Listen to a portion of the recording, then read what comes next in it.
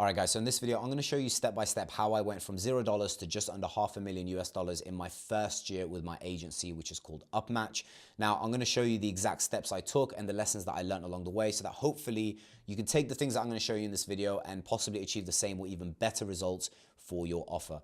So as you can see here, this is Upmatch, this is my agency. All the things that I'm going to show are based on the lessons learned of scaling out and growing this agency, which did 332,000 in the past 12 months, which equates to just under $500,000, approximately $460,000 in my first 12 months.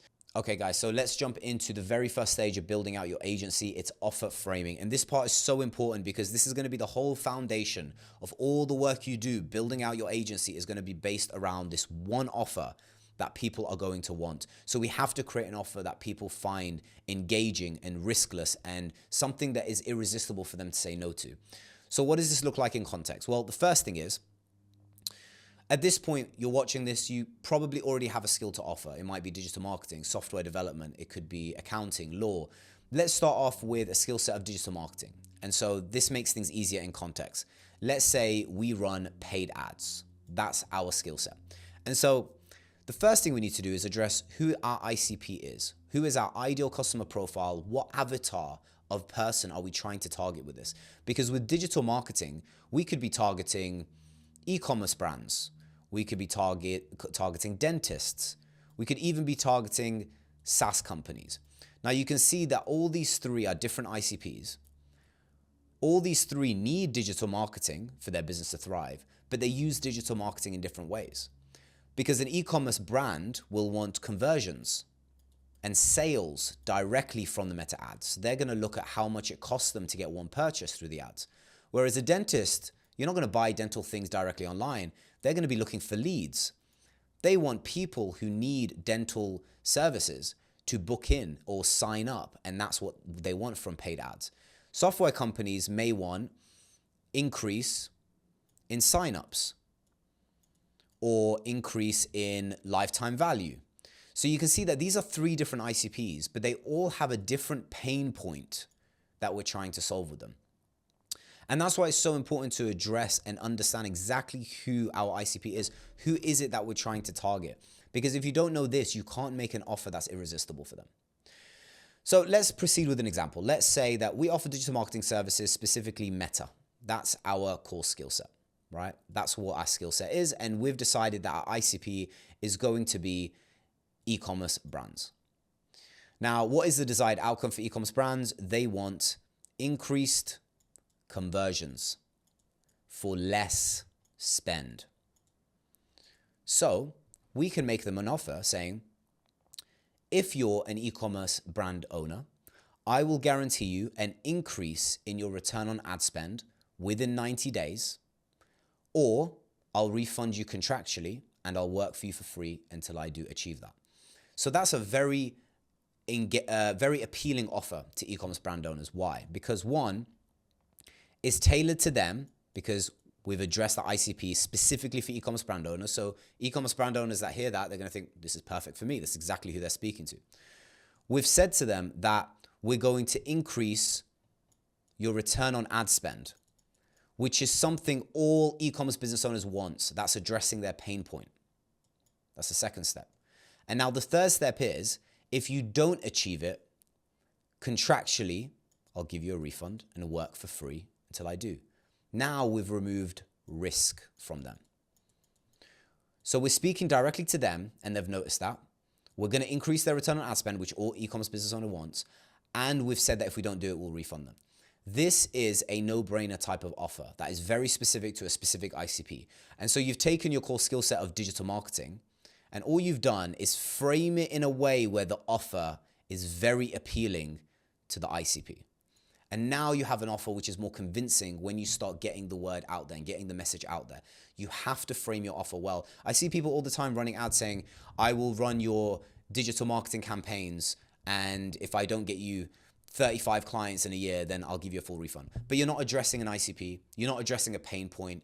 It doesn't work this way because this could apply to anybody. And so everybody watching it is not going to feel like it's suited for them. And so the first step is framing your offer. Now, let's say you framed your offer and we're on to the next step. That is building out your landing page. And now everything becomes easier because the hard work and the brainstorming has come from the framing of the offer. Now that you've framed your offer, all we need to do is build out a landing page that simply reflects that. So let's delete all of this, keep things clean. Oops. So now that we've framed out, we've come up with our offer, we need to build a landing page. Now, what does a landing page actually include? A landing page should be very simple, especially when you start. You don't need to make your website look like a massive corporation.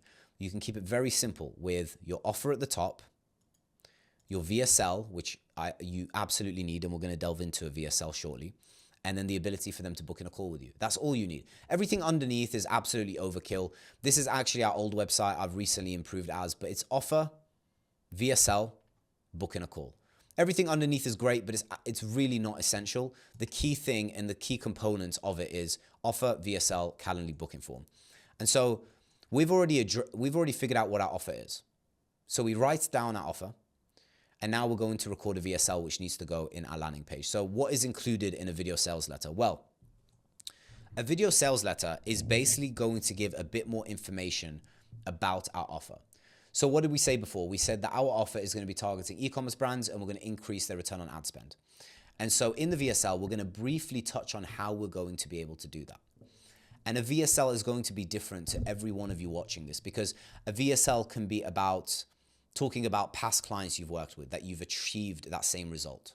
So in this example, we would make a VSL saying, I've worked with brands such as Mercury Holidays and Ella Sarah. These are e-commerce brands where I increase their return on ad spend by 20% within 90 days. Here is their ad account. This is the numbers. Here's the data. Here's the results. How I was able to do that was by implementing these steps. So you're giving away some value, but you're not giving everything away. You're not going in detail about what your offer is, your pricing, nothing like this. You're primarily just trying to encourage them to want to then book in a call because they're already on your website. So the call to action of a VSL is literally to book in a call. And the way to frame this, you can check out my VSL, because my VSL is very much, I was able to use Upwork to acquire $100,000 in my first year of cash collected clients. And so now the system that I used then is the system that I'm offering you. And I explain what that system is briefly throughout this VSL. And so it's a 6-minute long VSL, and everybody's VSL is going to be structured differently. So you have to figure out how you're going to be convincing enough in that video to make it clear that e-commerce business owners should consider speaking with you. That's going to be different to everybody. You know, you might show testimonials, you might talk about your system, but you have to appear confident and very clear and concise in what it is you're saying. Now, at this stage, to build out your landing page, all you need is to sign up to either Framer or Webflow, both of which are platforms you can build the website on. You need to sign up to Calendly so you can actually take calls. And then you need to film the VSL. And once that's done, you basically have this structure all completed. You have your VSL, you have your offer, you have your Calendly booking form, and now you're good to take calls. So now that the landing page is done, all you need is traffic from your ICP. All you need is e-commerce business owners to have their eyeballs on your landing page, and that's it. That is the key at that point to success. If your offer is good, your landing page is built, then you just need traffic. And this is the final piece. There are many different ways to actually get traffic, and I'm going to talk to you about ways that I've been able to do it successfully. My most successful is definitely paid ads. So if I show you stage 3, this is what my paid ads look like. Really, really, really simple. 32-second long videos, and you can actually check them out in the ads library. I'll put a link down below in the description so you can see the kind of ads that I'm running if you want to follow the same structure. But I'll also show you the performance of our ads. So you can see here for one of our campaigns, we've spent 121,000 Great British pounds on this campaign. We've generated 3,237 appointments from this campaign. But the more important metric is the cost per booked appointment. How much it costs to get one booked call on the calendar. This is very important because if you're selling a £2,000 service and it costs you £37 to get one person on a call, then let's actually do a calculation here. 2,000 divided by 37. You could take 54 appointments, 54 sales calls, and only one of them needs to convert for you not to make a loss. That's why this number is more important than the amount you're spending. The amount you're spending doesn't mean anything. What really matters is how profitable this is, and you can only measure that from your cost per booked appointment. So £37 per appointment. If you're selling a £10,000 product and this is the cost per booked appointment, then you have a massive buffer of room. You could take 100, 200 calls and only one converts for it to be profitable. So you can see how this starts to make sense because the cost per booked appointment is your metric of defining profitability. And so meta ads is all about running different ads that engage with your ICP.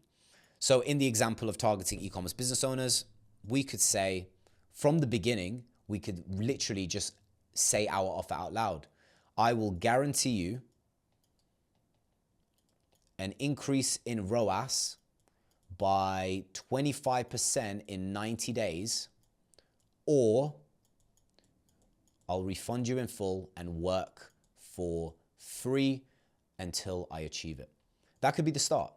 If you're an e-commerce business owner, I'll increase your ROAS by 25% within 90 days, or I'll refund you in full and work for you for free until I do. The reason I'm confident that I'm able to do this is because I've worked with brands like Elisera, Mercury Holidays, and I've achieved just that in under 3 months of time. So you can see how an ad like this, it doesn't need to give away all the sauce. It just needs to encourage your ICP to think, that's interesting. I want to find out a bit more about this because this seems like a really good offer. And that pretty much is your whole ad strategy. If you just make 10 ads like this with a really good layout, a really good structure, really good audio, and you're saying the right script, and you run this to the right ICP in meta ads, and you target the right people, you'll get booked calls on the calendar. Now, I understand a lot of you watching this might not have the budget for that because meta ads obviously cost money. This is where I would encourage organic. This video you're watching is on my YouTube channel. And on this YouTube channel, I post content around Upwork, around building agency. And this is a way for me to also connect with my potential ICP, right? So YouTube can be very powerful, but YouTube is a slower game and you have to provide as much value as possible to grow your audience, which is very important. So it's a much more long-term approach. Ads are immediate results. And this is again organic, but through Instagram. Now it's easier to make short form content, but again, it's consistent posting for weeks and weeks and weeks. If you want results within a 10-day period, you can't expect organic to do it all for you because it takes time to grow organically. Ads is the fastest one, and ads in many ways is the most scalable one because if your advertisement starts working and your cost per booked appointment is low, you can simply just come here and increase the budget and start spending more. And it's as simple as that. Now, this brings us on to number 4, which is sales. Now, at this point, you've got your landing page, you're bringing traffic in, you're booking in calls. Now, you need to know how to deal with sales. And the first thing is pre-qualifying them. So for us, when people book in a call for our agency, they come to our Calendly and they answer a few qualifying questions. Let's refresh this. They answer a few qualifying questions before they even book in through the Calendly, which I'll show you now. It asks questions like, are you a freelancer or agency? Have you ever used Upwork before, which is the acquisition channel that we help people grow on? What do you sell? What is your current monthly revenue? What is your target revenue?